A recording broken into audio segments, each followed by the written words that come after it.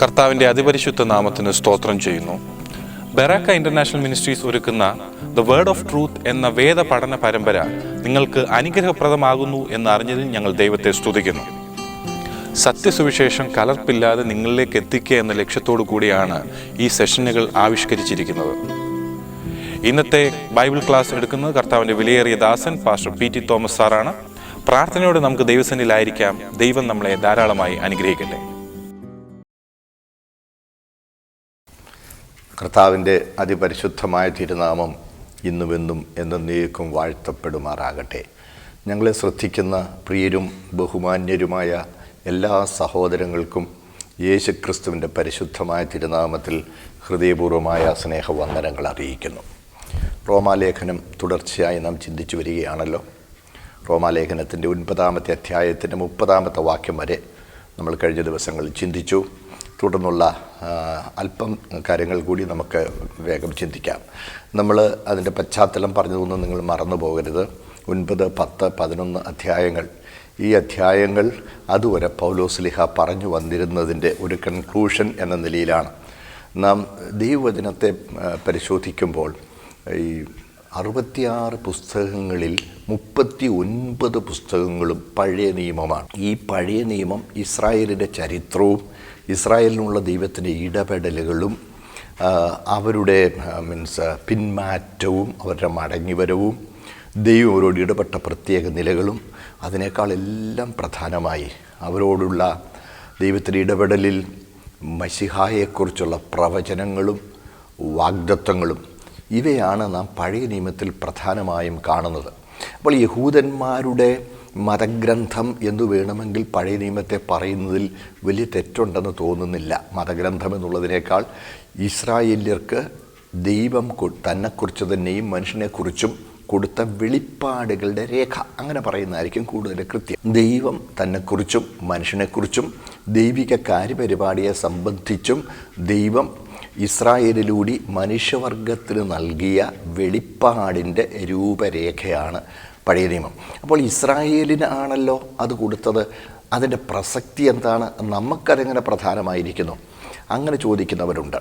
പ്രിയപ്പെട്ടവരെ, അവർക്കുള്ള മറുപടിയായിട്ടാണ് പൗലോസ് ഇങ്ങനെ പറഞ്ഞു വരുന്നത്. മാത്രമല്ല, ഇസ്രായേല്യർ തന്നെ അവർക്ക് കുത്തകയായി ലഭിച്ചിരിക്കുന്നതാണ് സത്യദൈവത്തെക്കുറിച്ച് വെളിപ്പാടെന്നും അതുകൊണ്ട് ആ ദൈവത്തിൽ മറ്റാർക്കും അവകാശമില്ലെന്നും അല്ല, ആർക്കെങ്കിലും ആ ദൈവത്തിൻ്റെ അനുഗ്രഹങ്ങളും ആ ദൈവത്തിലൂടെ ലഭിക്കുന്ന ആത്മീക നന്മകളും അനുഭവിക്കണമെങ്കിൽ ആദ്യം പരിച്ഛേദന തുടങ്ങിയ കാർമ്മികമായ നടപടികളാൽ ഇസ്രായേല്യരായിട്ട് അങ്ങനെ മാത്രമേ അവർക്ക് ദൈവിക അനുഗ്രഹങ്ങൾക്ക് ഓഹരിക്കാരാകുവാൻ കഴിയുള്ളൂ എന്നും ഇസ്രായേലിയർ ചിന്തിച്ചിരുന്നു. അങ്ങനെ ചിന്തിച്ചിരുന്നവർ 1-ാം നൂറ്റാണ്ടിൽ യേശുക്രിസ്തുവിൻ്റെ പ്രായശ്ചിത്ത ബലിമരണത്തെ വിശ്വസിച്ച് ക്രിസ്തീയ വിശ്വാസത്തിലേക്ക് കടന്നു വന്ന ബഹുഭൂരിപക്ഷവും ഇസ്രായേലിയർ തന്നെയായിരുന്നു. ആ ഇസ്രായേലിയർ അവർ ന്യായപ്രമാണ തൽപരരായിരുന്നു. എന്ന് പറഞ്ഞാൽ പഴയ നിയമ ചടങ്ങുകളും പഴയ നിയമത്തിൽ നിർദ്ദേശിച്ചിരിക്കുന്ന ന്യായപ്രമാണത്തിൽ നിർദ്ദേശിച്ചിരിക്കുന്ന ചടങ്ങുകളും ഒക്കെ അനുസരിക്കണം. അതോടൊപ്പം കർത്താവിൽ വിശ്വസിക്കുകയും വേണം.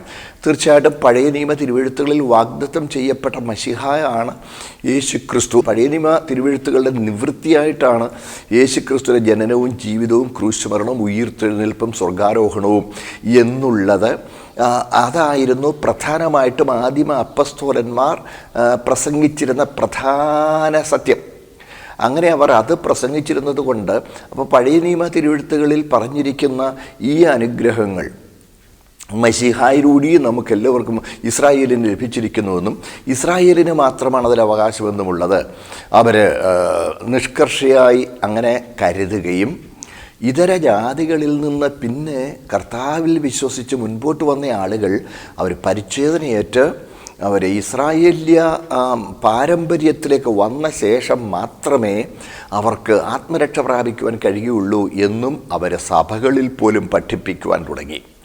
അങ്ങനെ പഠിപ്പിക്കുന്ന ആളുകൾ അവർക്ക് എതിരായി അങ്ങനെ അല്ലെന്നും ന്യായപ്രമാണം ക്രിസ്തുവിങ്കലേക്ക് നടത്തുന്ന ശിശുപാലകനായിരുന്നുവെന്നും വഴികാട്ടിയായിരുന്നുവെന്നും എന്ന് പറഞ്ഞാൽ ഒരായയുടെ ഒരു അധ്യാപകൻ്റെ അടുത്തേക്ക് കുട്ടിയെ കൂട്ടിക്കൊണ്ട് ചെല്ലുന്ന ആയയുടെ ഒരു റോളാണ് ന്യായപ്രമാണത്തിലുള്ളതെന്നും പൗലോസ് വളരെ വ്യക്തമായി പറയുകയും പരിച്ഛേദന ഏൽക്കേണ്ട ആവശ്യമില്ലെന്നും ആരെങ്കിലും പരിച്ഛേദന ഏറ്റാൽ അവർ ന്യായപ്രമാണം മുഴുവൻ നിവർത്തിക്കുവാൻ അവർ ബാധ്യതയുള്ളവരാണെന്ന്. കാരണം ന്യായപ്രമാണം keep it all or break it all, ഏതെങ്കിലും ഒന്ന് ചെയ്താൽ ബാക്കി മുഴുവൻ ചെയ്യണം. അത് വളരെ നിഷ്കർഷയായി പൗലോസ്ലീഹ പറഞ്ഞിരുന്നു. അപ്പോൾ സുവിശേഷത്തിലെ സാർവലൗകിക സ്വഭാവം, ദൈവം പക്ഷപാതിയല്ല, മുഖപക്ഷം നോക്കുന്നവനല്ല, സാർവലൗകിക സ്വഭാവത്തെ പൗലോസ് എപ്പോഴും ഊന്നൽ കൊടുത്ത് പ്രഖ്യാപിച്ചിരുന്നു. മാത്രമല്ല പൗലോസിനെ കുറിച്ച് തിരുവെഴുത്തിൽ തന്നെ ഉള്ള സൂചനയിൽ നമുക്ക് മനസ്സിലാക്കാൻ കഴിയുന്ന സത്യമായ ഒരു കാര്യം, ജാതികളുടെ അപ്പസ്തോലൻ എന്ന് പറഞ്ഞാൽ ഇതര ജാതികളുടെ അടുത്തേക്ക് സുവിശേഷവുമായി കടന്നു ചെല്ലുവാൻ മുൻകൈയെടുത്ത് അല്ലെങ്കിൽ ദൈവത്താൽ നിയോഗിക്കപ്പെട്ട ശ്രേഷ്ഠനായ ദൈവഭൃത്യനായിരുന്നു, അപ്പസ്തോലനായിരുന്നു പൗലോസ്ലീഹ. അപ്പോൾ റോമാലേഖനത്തിൽ സുവിശേഷത്തിലെ ആ സാർവലൗകിക സ്വഭാവം ഇങ്ങനെ പറഞ്ഞു വരുമ്പോൾ പിന്നെ ഇസ്രായേലിന് എന്താ ഇതിനകത്ത്, ഇസ്രായേലിൻ്റെ പ്രാധാന്യം എന്താ, അത് പറഞ്ഞ് ഒരു കൺക്ലൂഷൻ ചേർക്കുകയാണ് 9, 10, 11 അധ്യായങ്ങളിൽ. അങ്ങനെ ഈ 9, 10, 11 അധ്യായങ്ങൾ ആ കൺക്ലൂഷൻ പറയുമ്പോൾ 9-ാമത്തെ അധ്യായത്തിൽ ഇസ്രായേലിൻ്റെ പരാജയത്തെ സംബന്ധിച്ച് പറയും. 2-ാമത്തെ അധ്യായത്തിൽ 10-ാമത്തെ അധ്യായത്തിൽ ഇസ്രായേലിൻ്റെ ഇന്നത്തെ അവസ്ഥയെക്കുറിച്ച് പറയുന്നു. 11-ാമത്തെ അധ്യായത്തിൽ ഇസ്രായേലിൻ്റെ ഭാവി സംബന്ധമായ കാര്യങ്ങൾ പറഞ്ഞിരിക്കുന്നു. അങ്ങനെ പറഞ്ഞിരിക്കുന്ന ആ കൂട്ടത്തിൽ അതിൻ്റെ കൺക്ലൂഷൻ്റെ 9-ാമത്തെ അതിൻ്റെ കൺക്ലൂഷൻ വരുമ്പോൾ പൗലോസ് പറയുകയാണ്, ആകയാൽ നാം ഇനി എന്ത് പറയണം. അത് ഈ അധ്യായത്തിൽ പൗലോസ് ചോദിക്കുന്ന 4-ാമത്തെ ചോദ്യമാണ്. അതൊരു വെല്ലുവിളി പോലെ തന്നെ ചോദിക്കുക, ഇനി എന്നെ പറയാനുണ്ട്, എല്ലാം തെളിയിക്കപ്പെട്ടു എന്നുള്ള അർത്ഥത്തിൽ. സ്തോത്രം. എന്നിട്ട് നീതിയെ പിന്തുടരാത്ത ജാതികൾ നീതി പ്രാപിച്ചു. ആ ഭാഗം നമ്മൾ ചിന്തിച്ചാണ്. വിശ്വാസത്താലുള്ള നീതി തന്നെ. ഈ നീതിയെ പിന്തുടരാത്ത ജാതികളെന്ന് പറയുമ്പോൾ നീതിബോധം, നീതീകരിക്കപ്പെടുക, പാപപരിഹാരം പ്രാപിക്കുക, പരിശുദ്ധ ദൈവത്തോടുള്ള വ്യക്തിബന്ധം എന്നൊക്കെ പറയുന്നത് ഇസ്രായേലെന്നോ ജാതികളെന്നോ കൂടാതെ ആ വ്യത്യാസമില്ലാതെ എല്ലാവരുടെയും ഹൃദയത്തിലുള്ളതാണെന്ന് കഴിഞ്ഞ ദിവസം ഞാൻ നിങ്ങളെ ഓർപ്പിച്ചല്ലോ. പാപപരിഹാരം എന്ന് പറയുന്നത് മനുഷ്യൻ വിലപേശാതെ ചെലവാക്കാൻ തയ്യാറാകുന്നതും പരാതിയില്ലാതെ കഷ്ടം സഹിക്കുവാൻ തങ്ങളെ തന്നെ ഏൽപ്പിക്കുന്നതുമായ ഒരു വിഷയമാണ്. എപ്പോഴും സ്തോത്രം, പാപപരിഹാരത്തിന് വേണ്ടി മനുഷ്യൻ എന്തും കൊടുക്കാൻ തയ്യാറായി നിൽക്കുകയാണ്. അപ്പോൾ ജാതികൾ നീതിയെ പിന്തുടർന്നില്ല എന്ന് പറയുന്നത് ശരിയാണോ എന്ന് ഇവിടെ പൗലോസ് അതുകൊണ്ട് അർത്ഥമാക്കുന്നത് നീതിയുടെ പ്രമാണം പിന്തുടർന്നില്ല. അടുത്ത ഭാഗത്ത് അത് ഒന്നുകൂടെ വ്യക്തമാക്കുന്നുണ്ടല്ലോ. നീതിയെ പിന്തുടരാത്ത ജാതികൾ എന്ന് പറഞ്ഞാൽ ദൈവം ഇസ്രായേലിനാണ് പാപപരിഹാരത്തിനുള്ള ആ നിയമങ്ങളും വ്യവസ്ഥകളും നൽകിക്കൊടുത്തത്, ഇസ്രായേലിനാണ് കൊടുത്തത്. നീതിയുടെ പ്രമാണമെന്ന് ശരിക്കും വിശേഷിപ്പിക്കാൻ കഴിയുന്ന ഇസ്രായേലിന് ദൈവം കൊടുത്ത പാപപരിഹാരത്തിൻ്റെ ആ ന്യായപ്രമാണമാണ്. പാപപരിഹാരം പ്രാപിക്കുന്നതിനുള്ള ന്യായപ്രമാണം. ഇത് ചെയ്യുന്നവർ ഇതിനാൽ ജീവിക്കും. ആ തലക്കെട്ടോടുകൂടി കൊടുത്ത ആ പ്രമാണമാണ് നീതിയുടെ പ്രമാണം. ആ നീതിയുടെ പ്രമാണം അവർ പിന്തുടർന്നില്ല എന്നാണ് അർത്ഥമാക്കുന്നത്. നീതിയെ പിന്തുടരാത്ത ജാതികൾ എന്നുള്ളതുകൊണ്ട് അവർക്ക് നീതിയെ സംബന്ധിച്ച് താല്പര്യമില്ലായിരുന്നെന്നോ പാപപരിഹാരത്തിനും നീതീകരണത്തിനും അവർക്ക് താല്പര്യമില്ലായിരുന്നെന്നോ അല്ല അർത്ഥം. നീതിയുടെ പ്രമാണം അവർ പിന്തുടർന്നില്ല എന്നാണ്. അതുകൊണ്ട് പൗലോസ് ഇവിടെ അർത്ഥമാക്കുന്നത് നീതിയെ പിന്തുടരാത്ത ജാതികൾ നീതി പ്രാപിച്ചു. പ്രിയപ്പെട്ടവരെ, ഇന്നും ആത്മീയത എന്ന് പറയുന്നത് പാപപരിഹാരം എന്നുള്ള ആ വിഷയവുമായി ബന്ധപ്പെട്ട് തന്നെ ആയിരിക്കണം. സ്തോത്രം. പ്രിയപ്പെട്ടവരെ, അല്ലാതെ ഭൗമിക നേട്ടത്തിനുള്ള ഒരു ഉപാധിയായി ആത്മീയതയെ നമ്മൾ തരം താഴ്ത്തരുത്. തീർച്ചയായും ഭൗമിക വിഷയങ്ങളിൽ ദൈവം നമ്മെ തീർച്ചയായിട്ടും സഹായിക്കും. എന്നാൽ കർത്താവിനെ പിൻപറ്റേണ്ടത് ഭൗമിക വിഷയങ്ങളിലുള്ള ഉയർച്ചയ്ക്ക് വേണ്ടിയോ നേട്ടത്തിനു വേണ്ടിയോ ഭൗമിക കാര്യസാധ്യത്തിനു വേണ്ടിയോ ആയിരിക്കരുത്. മരണാനന്തര ജീവിതത്തിൽ പാപപരിഹാരത്തിന് ഉറപ്പോടുകൂടി പരിശുദ്ധ ദൈവവുമായുള്ള കൂട്ടായ്മയിലേക്ക് കടക്കുന്നതിന് സ്തോത്രം ഇവിടെ പ്രാപിക്കേണ്ട പാപപരിഹാരം എന്നുള്ളതായിരിക്കണം ആത്മീയതയുടെ ഏറ്റവും വലിയ ലക്ഷ്യമെന്ന് പറയുന്നത്. സ്തോത്രം. ലോകത്തിൽ വലിയൊരു കൂട്ടം ആളുകളും ആ ചിന്ത അവർക്കില്ല. അവർക്ക് ഇവിടുത്തെ കാര്യങ്ങൾ നന്നാകാനായി, ഇവിടുത്തെ നേട്ടങ്ങൾക്ക് വേണ്ടി, ഈവൻ ക്രിസ്തീയ വിശ്വാസികളെന്ന് പറയുന്നവരിൽ പോലും ബഹുഭൂരിപക്ഷം ആളുകളും ആ നിലയിലാണ്. അപ്പോൾ നീതിയെ പിന്തുടരാത്ത ജാതികളെന്ന് പറഞ്ഞാൽ നീതിയുടെ പ്രമാണം ലഭിക്കാത്തതും നീതിയുടെ പ്രമാണം അനുസരിക്കുവാൻ അവസരം ലഭിക്കാഞ്ഞതും അവസരം എടുക്കാഞ്ഞതും അങ്ങനെയുള്ള ജാതികൾ, അതാണ് നീതിയെ പിന്തുടരാത്ത ജാതികൾ. നീതിയുടെ പ്രമാണം അനുസരിക്കുവാൻ അവസരം കിട്ടാതിരുന്ന അല്ലെങ്കിൽ അവസരം എടുക്കാതിരുന്ന ഇതര ജാതികൾ എന്നുള്ള അർത്ഥമാണ് അവിടെയുള്ളത്. അവർ നീതി പ്രാപിച്ചു. ഏത് നീതിയാ? വിശ്വാസത്താലുള്ള നീതി തന്നെ. സ്തോത്രം. അതാണ് ലോകത്തിലെ സകല മതങ്ങളും പാപപരിഹാരം നിർദ്ദേശിക്കുന്ന മാർഗ്ഗങ്ങളെ രണ്ടായി തിരിക്കാമെന്ന് ഞാൻ പറഞ്ഞല്ലോ. വിശ്വാസമാർഗം, കർമ്മമാർഗം. നോക്കണേ, സ്തോത്രം. നീതിയുടെ പ്രമാണം പിന്തുടർന്ന, സ്തോത്രം, ഇസ്രായേലോ ആ പ്രമാണത്തിങ്കൽ എത്തിയില്ല. നീതിയുടെ പ്രമാണം പിന്തുടർന്നപ്പം ഇതര ജാതികൾ നീതിയുടെ പ്രമാണം പിന്തുടർന്നവരല്ല. അവർക്ക് നീതി പിന്തുടർന്നില്ല, അവർ നീതിയുടെ പ്രമാണം പിന്തുടർന്നില്ല. ആ വാചകത്തിൻ്റെ രണ്ടാമത്തെ ഭാഗത്ത് നിന്ന് നീതിയെ പിന്തുടരാത്തതിൻ്റെ അർത്ഥം വ്യക്തമാകുന്നു. നീതിയെ പിന്തുടരാത്ത, നീതിയുടെ പ്രമാണം പിന്തുടരാത്ത, നീതിയുടെ പ്രമാണം പിന്തുടരാത്ത ജാതികൾ നീതി പ്രാപിച്ചു. വിശ്വാസത്തല്ല നീതി. കാരണം ദൈവം മുഖപക്ഷം നോക്കുന്നവനല്ല. സ്തോത്രം. ഹൃദയപൂർവമായി, സ്തോത്രം, അവനെ അന്വേഷിക്കുവാൻ, കാര്യങ്ങളെക്കുറിച്ച് വ്യക്തമായ ഒരു ഉത്ബോധമൊന്നും ഇല്ലെങ്കിലും സത്യദൈവത്തെക്കുറിച്ചുള്ള ഒരു അന്വേഷണ ബുദ്ധി, ദൈവത്തെ അന്വേഷിക്കുന്ന ബുദ്ധിമാൻ, അവരേത് വിഭാഗത്തിൽപ്പെട്ടവരായാലും ദൈവം അവരെ കരുതുകയും സ്നേഹിക്കുകയും അവർക്ക് തന്നെ വെളിപ്പെടുത്തി കൊടുക്കുകയും ചെയ്യുന്നു. എന്നാൽ നീതിയുടെ പ്രമാണം പിന്തുടർന്ന് ഇസ്രായേലോ ആ പ്രമാണത്തിങ്കൽ എത്തിയില്ല. നമുക്ക് തോന്നും ആ പ്രമാണത്തിങ്കൽ എത്തിയില്ലെന്നാണോ പറയേണ്ടത്? നീതി പ്രാപിച്ചില്ലെന്നല്ലേ പറയേണ്ടത്? അങ്ങനെയല്ലേ പറയേണ്ടത് നമുക്ക് തോന്നും. കാരണം വെളി പറയുന്നതനുസരിച്ച് അങ്ങനെയല്ലേ പറയേണ്ടത്. വിശ്വാസത്താല നീതി അവർ നീതി പ്രാപിച്ചു. നീതിയുടെ പ്രമാണം പിന്നെ ഇസ്രായേൽ ആ പ്രമാണത്തിങ്കൽ എത്തിയില്ല. എന്താണ് പൗലോസോട് അർത്ഥമാക്കുന്നത് എന്ന് പറഞ്ഞാൽ ആ പ്രമാണം നിവർത്തിക്കുവാൻ അവർക്ക് കഴിഞ്ഞില്ല. ആ പ്രമാണം നിവർത്തിക്കുവാൻ അവർക്ക് കഴിഞ്ഞില്ല. ഇസ്രായേലിനെ സംബന്ധിച്ചിടത്തോളം അവർക്ക് ലഭിച്ചിരുന്ന പ്രമാണം, ന്യായപ്രമാണം അവർ പിന്തുടർന്നു. നമ്മുടെ വാഴ്ത്തപ്പെട്ട കർത്താവ് പറഞ്ഞു, മനുഷ്യനു വേണ്ടിയാണ് ശബത്ത്, അല്ലാതെ ശബത്തിനു വേണ്ടി മനുഷ്യനല്ല എന്ന് പറഞ്ഞാൽ, പ്രിയപ്പെട്ടവരെ, പ്രമാണങ്ങൾ മനുഷ്യനു വേണ്ടിയാണ്. അല്ലാതെ ദൈവം കുറേ പ്രമാണം തന്നേച്ചാൽ ആ പ്രമാണം എങ്ങനെയെങ്കിലും പാലിക്കപ്പെടാനായിട്ട് മനുഷ്യനെ നിയമിച്ചിരിക്കുന്നു എന്ന അർത്ഥത്തിലല്ല. ഇവിടെ ആയാലും നമുക്കറിയാം, നിയമങ്ങൾ മനുഷ്യനു വേണ്ടിയാണ്. അല്ലാതെ കുറേ നിയമങ്ങൾ ഇവിടെ ഉണ്ടാക്കിയേച്ചാൽ ആ നിയമങ്ങൾ പാലിക്കാനായി ഒരു കൂട്ടം എന്ന നിലയിലല്ല ജനത്തെ കാണേണ്ടത്. നിയമങ്ങൾ മനുഷ്യന് വേണ്ടിയാണ്, മനുഷ്യൻ്റെ നന്മയ്ക്ക് വേണ്ടിയാണ്, മനുഷ്യൻ്റെ മേന്മയ്ക്ക് വേണ്ടിയാണ്. അതിനാണ് നിയമങ്ങൾ. എന്നാൽ ഇസ്രായേലിനെ സംബന്ധിച്ചിടത്തോളം അവർക്ക് ലഭിച്ച പ്രമാണം, ആ പ്രമാണത്തിലേക്ക് അവർ ഊറ്റം കൊണ്ടിരുന്നു. ആ പ്രമാണം പാലിക്കുന്നതാണ് പ്രധാനം. അല്ലാതെ ആ പ്രമാണത്തിൻ്റെ അന്തരാർത്ഥം എന്താണെന്നുള്ളത് ഗ്രഹിക്കുവാൻ അവരാരും കൂട്ടാക്കിയില്ല.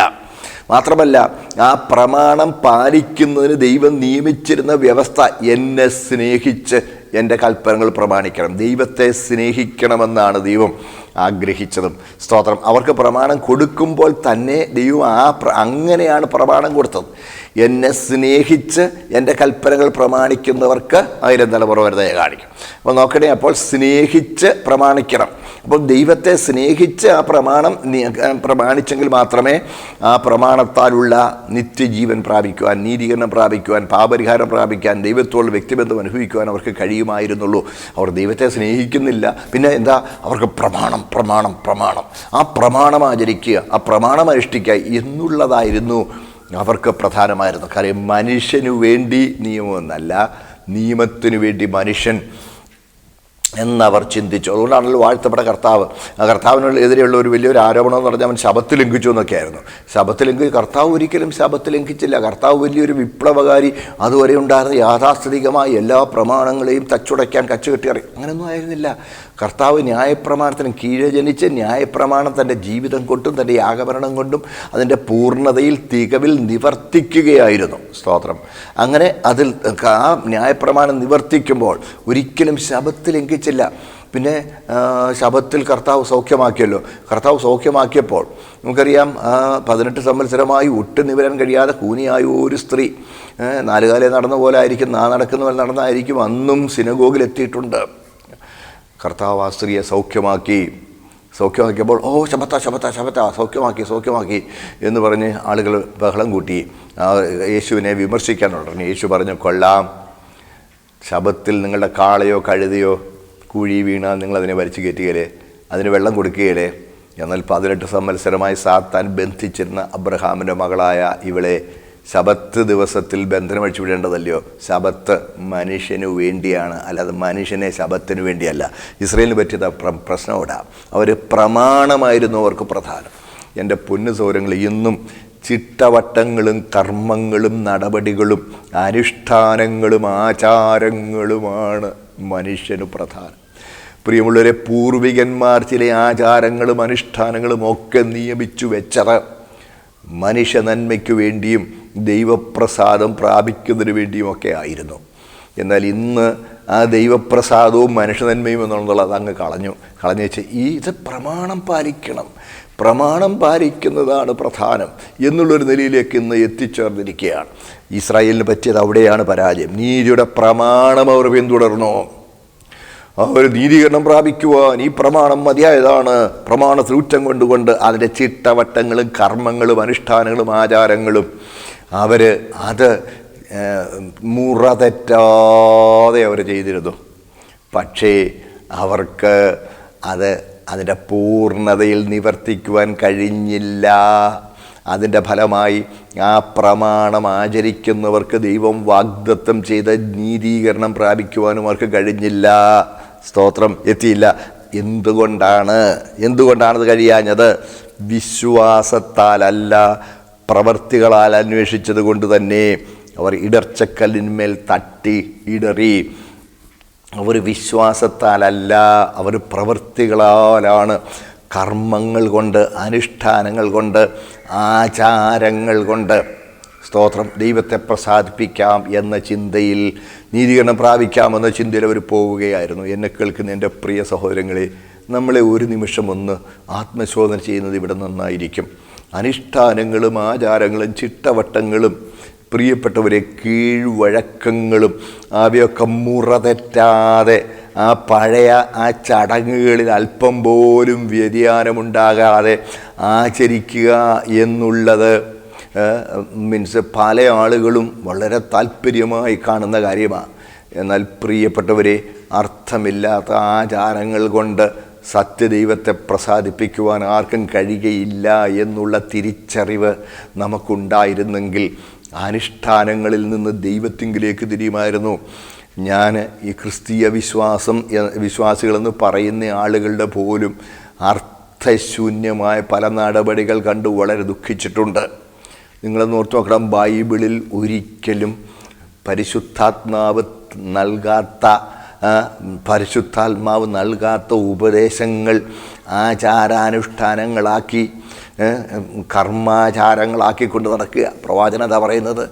നോക്കണേ, ചട്ടത്തിന്മേൽ ചട്ടം, സൂത്രത്തിന്മേൽ സൂത്രം, അവിടെ അല്പം ഇവിടെ അല്പം എന്നു വേണ്ട ഒരു ചട്ടം, ആ ചട്ടം, പിന്നെ അടുത്തതൊരു സൂത്രം, അതിൻ്റെ മേലൊരു സൂത്രം, ചട്ടത്തിന്മേൽ ചട്ടം, സൂത്രത്തിന്മേൽ സൂത്രം, അനുഷ്ഠാനങ്ങൾ. ഓരോ അനുഷ്ഠാനങ്ങളിലും ആചരിക്കേണ്ട ഓരോരോ നടപടികൾ മുറതെറ്റാതെ എഴുതി വച്ചിരിക്കുക. നോക്കണേ, സ്തോത്രം, ആചാരാനുഷ്ഠാനങ്ങൾ. എൻ്റെ പൊന്നു സഹോദരങ്ങളെ, ദൈവത്തിന് നമ്മളെ ആചാരങ്ങളും അനുഷ്ഠാനങ്ങളും നമ്മുടെ നോമ്പുകളും ഇതൊന്നുമല്ല പറഞ്ഞ് നമുക്ക് ദൈവത്തോടുള്ള ബന്ധമാണ് ദൈവത്തിന് പ്രധാനം. അതാണ് സ്തോത്രം. ആ ബന്ധമാണ് വിശ്വാസമെന്ന വാക്കുകൊണ്ട് ഉദ്ദേശിക്കപ്പെടുന്നത്. സ്തോത്രം.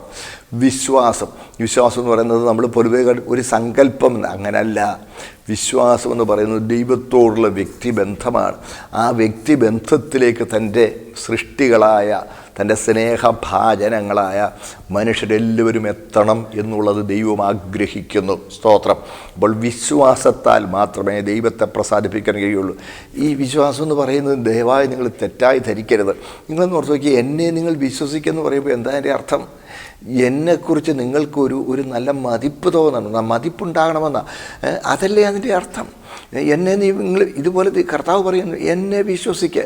അല്ലാതെ ചില സാങ്കല്പികമായ ചില കാര്യങ്ങൾ അങ്ങനെ ആകുമെന്ന് മനസ്സുകൊണ്ട് സങ്കല്പിച്ചിരിക്കുന്ന ആ ഭാവനയുടെ മണ്ഡലത്തെ അല്ല വിശ്വാസം എന്നതുകൊണ്ട് ബൈബിൾ അർത്ഥമാക്കുന്നത്. വിശ്വാസത്താൽ നീതീകരിക്കപ്പെടുന്നു എന്ന് പറഞ്ഞാൽ ദൈവവുമായുള്ള വ്യക്തിബന്ധത്തിലേക്ക് കടന്നു വന്ന്, സ്തോത്രം, ദൈവത്തെക്കുറിച്ചുള്ള അവൻ്റെ ആ വെളിപ്പാട് പ്രാപിച്ച വിശ്വാസം എങ്ങനെ 10-ാം അധ്യായത്തിൽ പിന്നെ അത് പറയുന്നുണ്ട്. വിശ്വാസം കേൾവിയാലും, കേൾവി ക്രിസ്തുവിൻ്റെ വചനത്താലുമാണ് വരുന്നത്. അപ്പോൾ ദൈവത്തെക്കുറിച്ചുള്ള വെളിപ്പാട് അവൻ പ്രാപിക്കണം. ദൈവത്തെക്കുറിച്ചുള്ള വെളിപ്പാട് പ്രാപിക്കുമ്പോൾ, ആ വെളിപ്പാട് എങ്ങനെ കിട്ടുന്ന? വചനത്തിലൂടെ കിട്ടുന്നു. വെളിപ്പാട് പ്രാപിക്കുമ്പോൾ സ്തോത്രം, എന്നെ കരുതുന്ന, എന്നെ സ്നേഹിക്കുന്ന എൻ്റെ ദൈവം. എൻ്റെ പൊന്നു സഹോദരങ്ങളെ, നിങ്ങൾക്ക് ദൈവത്തെക്കുറിച്ചുള്ള കാഴ്ചപ്പാട് എന്താണ്? അങ്ങ് അകലെ അത്യുന്നത സ്വർഗത്തിൽ എൻ്റെ കാര്യങ്ങളിലൊന്നും വലിയ താല്പര്യമില്ലാതിരിക്കുന്ന ഒരു ഭയങ്കരനായ ഒരുവനെന്നാണോ നിങ്ങൾ ദൈവത്തെക്കുറിച്ച് ചിന്തിക്കുന്നത്? സഹോദരങ്ങളെ, അങ്ങനെയല്ല. ഓരോരുത്തരെയും വ്യക്തിപരമായി അറിയാവുന്നവനും, ഓരോരുത്തരെയും വ്യക്തിപരമായി സ്നേഹിക്കുന്നവനും, ഓരോരുത്തരെക്കുറിച്ചും വിചാരമുള്ളവനുമായ സ്നേഹനിധിയായ സ്വർഗീയ പിതാവാണ് നമ്മുടെ ദൈവം എന്നുള്ളത് നമ്മൾ മറക്കരുത്. സ്തോത്രം. ആ ദൈവത്തിനു വേണ്ടത് നമ്മുടെ അനുഷ്ഠാനങ്ങളല്ല, നമ്മുടെ ആചാരങ്ങളല്ല, നമ്മുടെ കർമ്മങ്ങളല്ല, നമ്മളെ തന്നെയാണ് വേണ്ടത്. അതാണ് ആ വിശ്വാസം, കർമ്മങ്ങളല്ല. സ്തോത്രം. നിങ്ങൾ കർത്താവിൻ്റെ നാമത്തിൽ എന്ത് ചെയ്താലും അത് ദൈവത്തോടുള്ള വ്യക്തിബന്ധത്തിൻ്റെ പ്രദർശനമാകുന്നില്ലെങ്കിൽ, ദൈവത്തോടുള്ള സ്നേഹത്തിൻ്റെ വെളിപ്പാടാകുന്നില്ലെങ്കിൽ അതിൽ ദൈവപ്രസാദമില്ല. അതാണല്ലോ വിശ്വാസം എന്ന് പറയുന്നത്. വിശ്വാസത്തിൻ്റെ അടിസ്ഥാനം എന്താണ്? വിശ്വാസത്തിൻ്റെ അടിസ്ഥാനമെന്ന് പറയുന്നത് സ്നേഹമാണ്. അതാണ് ഗലാത്യലേഖനം 5-6 നമ്മൾ വായിക്കുന്നു. ക്രിസ്തുയേശുവിൽ പരിച്ഛേദനയല്ല, അഗ്രകർമ്മവുമല്ല, കർമ്മങ്ങളല്ല, പരിച്ഛേദനയല്ല, അഗ്രകർമ്മവുമല്ല, പിന്നെ കാർമ്മികവും അനുഷ്ഠാനങ്ങളുമല്ല, സ്നേഹത്താൽ വ്യാപരിക്കുന്ന വിശ്വാസം അത്രേ കാര്യം. അപ്പോൾ വിശ്വാസം എങ്ങനെയാണ് വ്യാപരിക്കുക? സ്നേഹത്താൽ. ഇത് കാൽവറിയിൽ വെളിപ്പെടുത്തപ്പെട്ട ദൈവസ്നേഹത്തെക്കുറിച്ചുള്ള ഉൾക്കാഴ്ച പ്രാപിക്കുന്ന ഒരു ദൈവ പൈതൽ. സ്തോത്രം. എൻ്റെ പാപത്തിൻ്റെ പരിഹാരത്തിനായി എനിക്ക് പകരം തന്നെത്താൻ യാഗമായി ഏൽപ്പിച്ചു കൊടുക്കുവാൻ തക്കവണ്ണം എന്നെ സ്നേഹിച്ച എൻ്റെ ദൈവം. സ്തോത്രം. ആ സ്നേഹത്തെക്കുറിച്ചുള്ള വെളിപ്പാട് പ്രാപിക്കുമ്പോൾ, സ്തോത്രം, ആ സ്നേഹത്തിലേക്ക് തങ്ങളെ തന്നെ സമർപ്പിച്ചു കൊടുക്കുകയും ഇത്രമാത്രം നമ്മളെ സ്നേഹിച്ച് നമ്മെ കരുതി നമുക്ക് വേണ്ടി എല്ലാം നിർവഹിച്ചവനായ ദൈവസന്നിധിയിൽ നമ്മളെ തന്നെ പൂർണ്ണമായും ഏൽപ്പിച്ചു കൊടുക്കുകയും ആ വ്യക്തിബന്ധം, ഊഷ്മളബന്ധം അവിടെ സ്ഥാപിക്കുകയും ചെയ്യുന്നു. അതാണ് വിശ്വാസം എന്ന് പറയുന്നത്. ആ വിശ്വാസം, സ്തോത്രം, ഹല്ലേലൂയ, അല്ലാതെ കർമ്മങ്ങളല്ല, അനുഷ്ഠാനങ്ങളല്ല. മറ്റേ നേരം പോകുമല്ലോ, ഞാൻ മുമ്പോട്ട് പോയിക്കോട്ടെ, ഇച്ചിരി വാക്കുകളോട് പറഞ്ഞോട്ടെ. സ്തോത്രം. അതെന്തുകൊണ്ട്? വിശ്വാസത്തല്ല, പ്രവൃത്തികളാൽ അന്വേഷിച്ചതുകൊണ്ട് തന്നെ അവർ ഇടർച്ചക്കല്ലിന്മേൽ തട്ടിയിടറി. എന്താ ഇടർച്ചക്കല്ലിന്മേൽ തട്ടിയിടറി എന്ന് പറയുന്നത്?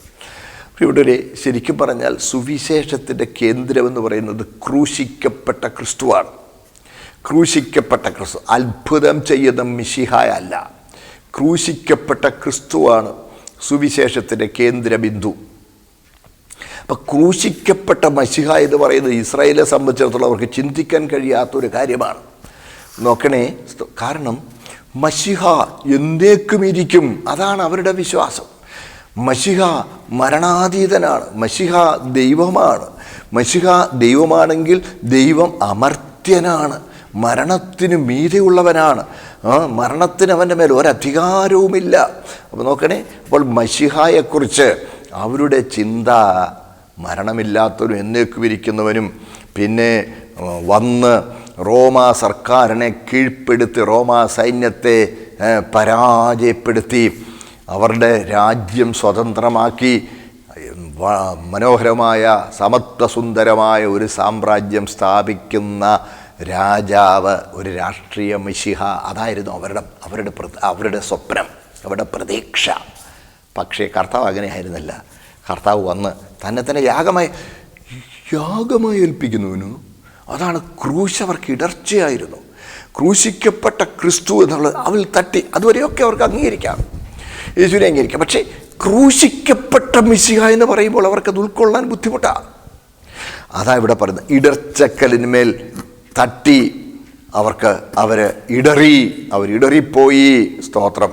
നോക്കണേ, പ്രോസ്കോമ എന്ന് പറയുന്ന വാക്കാണ് ഗ്രീക്കിൽ അവിടെ ഉപയോഗിച്ചിരിക്കുന്നത്. പ്രോസ്കോമ, ഇടർച്ചക്കല്ല്.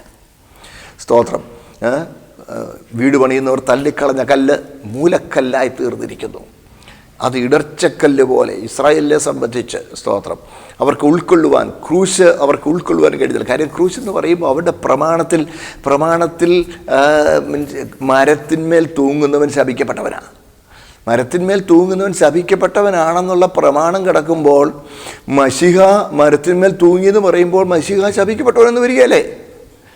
അവരിടർച്ചക്കല്ലുമേൽ തട്ടി ഇടറിയതിൽ സ്തോത്രം അവരെ ആ കർമ്മങ്ങളിൽ മാത്രം ചിന്തിച്ചിരുന്നത് കൊണ്ടാണ് ഇടറിയതിൽ നമുക്ക് അതിശയിക്കാനില്ല. എന്നാൽ അതേ പ്രമാണത്തിൽ വ്യക്തമായി കഷ്ടമനുഭവിക്കുന്ന മശിഹായെക്കുറിച്ചുള്ള പ്രവചനങ്ങൾ ഉണ്ടായിരുന്നു.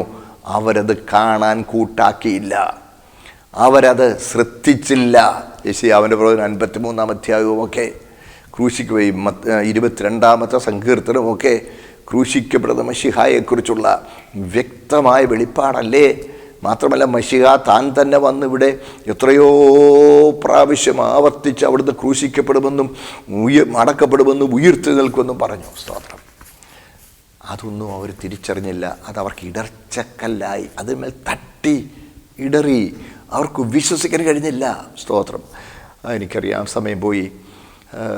കർത്താവിന് ചോദിച്ചാൽ കുറച്ച് കാര്യം കൂടി എനിക്ക് അവിടെ പറഞ്ഞാൽ കൊള്ളാമെന്നുണ്ട്. പ്രിയപ്പെട്ടവരെ, നിങ്ങൾക്ക് പ്രധാനമാരാണ്? അത്ഭുതം ചെയ്ത മശിഹായാണോ അതോ ക്രൂശിക്കപ്പെട്ട മശിഹായാണോ?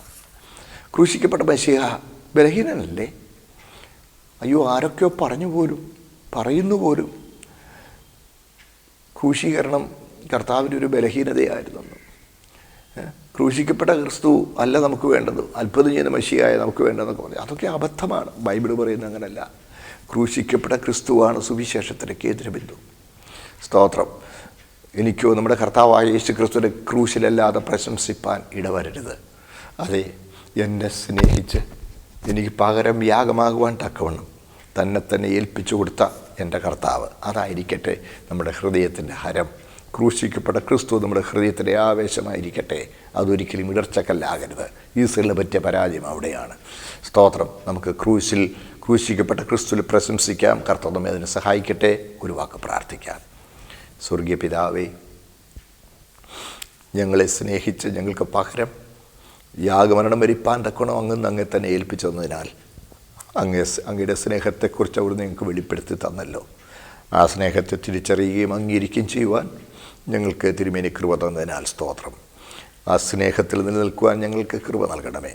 ക്രൂശിക്കപ്പെട്ട തിരുമേനി ഞങ്ങളുടെ ഹൃദയത്തിൻ്റെ ഹാരമായിരിക്കാൻ ഞങ്ങൾ കൃപ നൽകണമേ. എല്ലാവർക്കും നല്ല കൃപ നൽകണമേ. യേശു ക്രിസ്തുവിൻ്റെ പരിശുദ്ധ നാമത്തിൽ തന്നെ പിതാവേ, ആമേൻ.